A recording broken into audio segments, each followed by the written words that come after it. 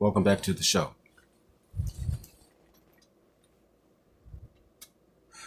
I've been considering a lot of things in regards to the Wall album, and I've been noticing how complex it is, how deeply rooted in reality it has been, from the very first song to the song that I'm currently on right now.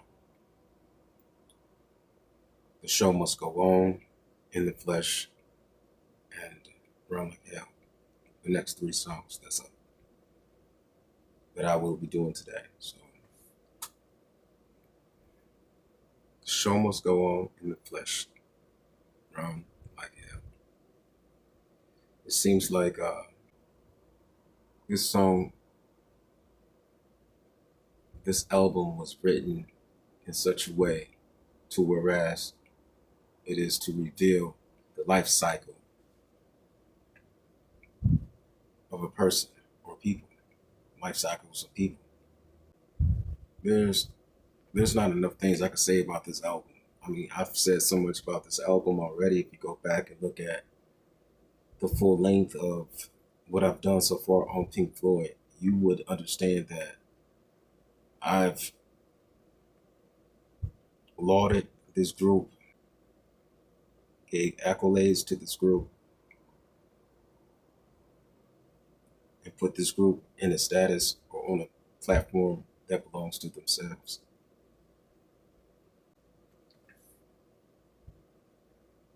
The reason why I'm saying those things is because I feel as though that in a way it has caused me to look at life in a more reflective way. Just just absolutely like a bottle that's been in a cellar, a basement cellar that has refined over time. And I finally popped the cork and taken a sip of it. And I'm like, why was this kept in the basement for that period of time? And my thoughts would be that it was necessary. It was necessary for that wine to be in that cellar for that amount of time so that when it was opened, I could really experience the age of that wine. One of the most renowned albums ever to be created, The Wall.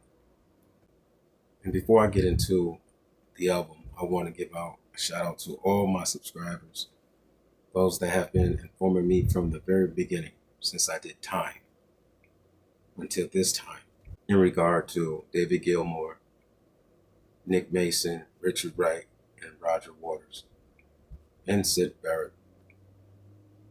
I'm just very, very, very thankful. And those who are viewers of mine, I really appreciate your time spent with me.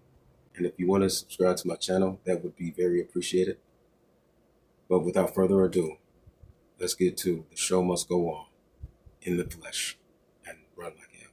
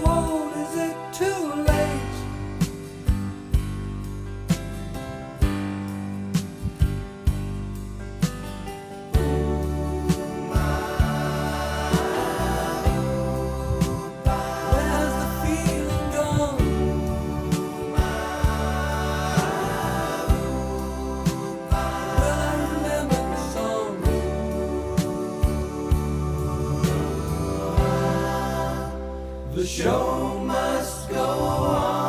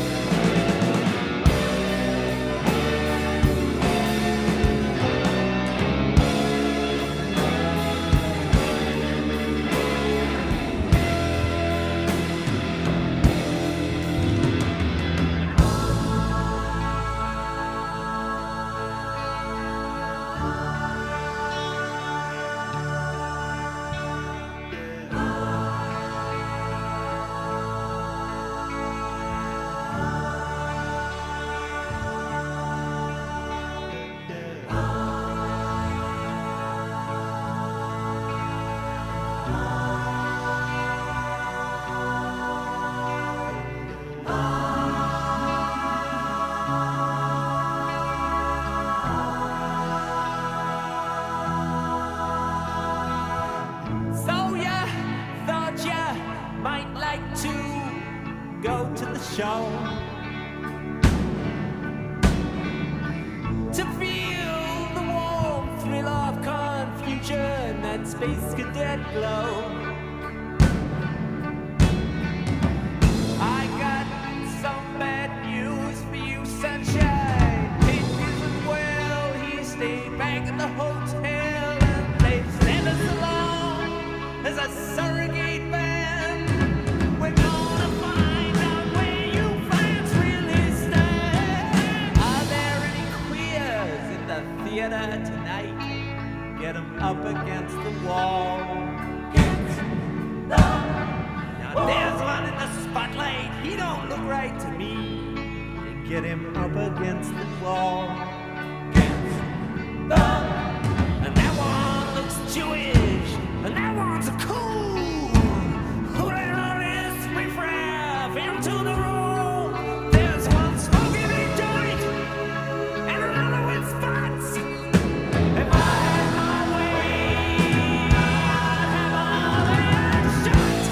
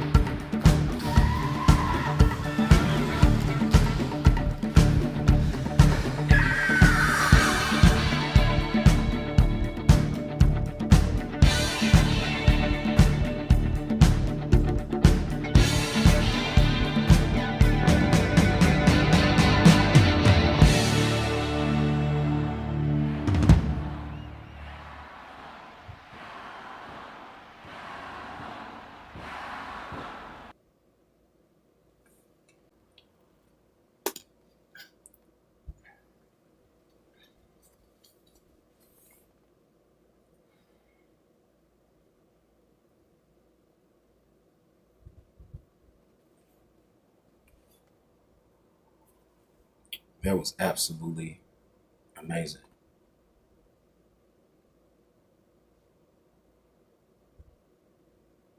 The music, the harmonization of their voices,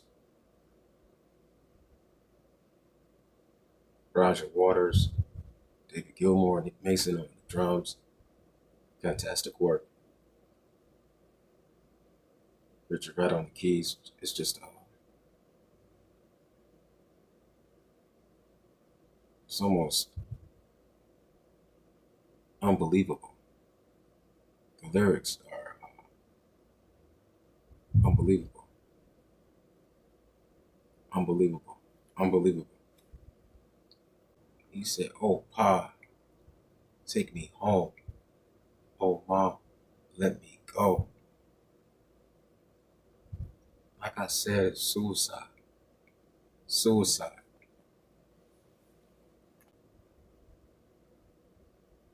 You have to look at previous reaction videos to understand what I'm talking about in regards to Roger Waters when Goodbye Cruel World was ending,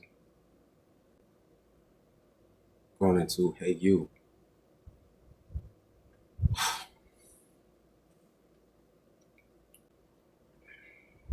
They asked, was it too late? Have they already taken his soul because he was now aged? He was old at this particular. Was he too old to be able to keep his soul? The industry, fame, and fortune, the, the Illuminati joining this Messianic cult. This is one of the greatest albums. This is crazy. This is absolutely crazy.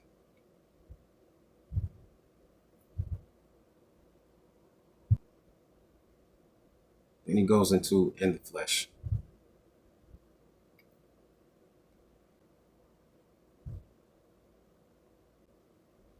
And he says, it's like his flesh is talking to him.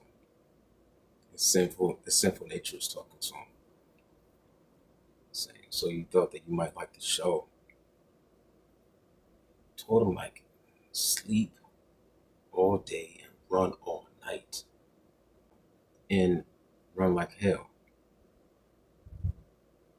Because in the flesh, he was talking about at night, he would be in the setting that had all these things that people find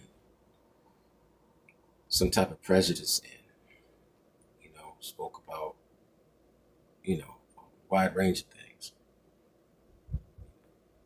Queers, coons, Jewish people. Line them up against the wall, shoot them. It was, wow.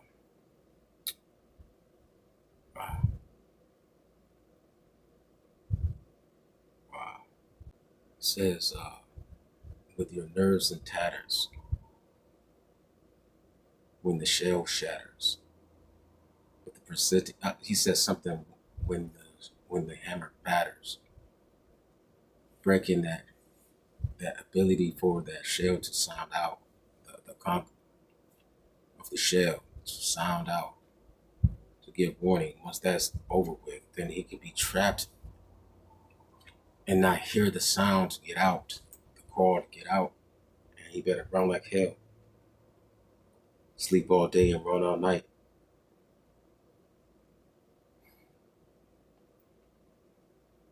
And if he's taking out a female, he better go to a isolated place and park.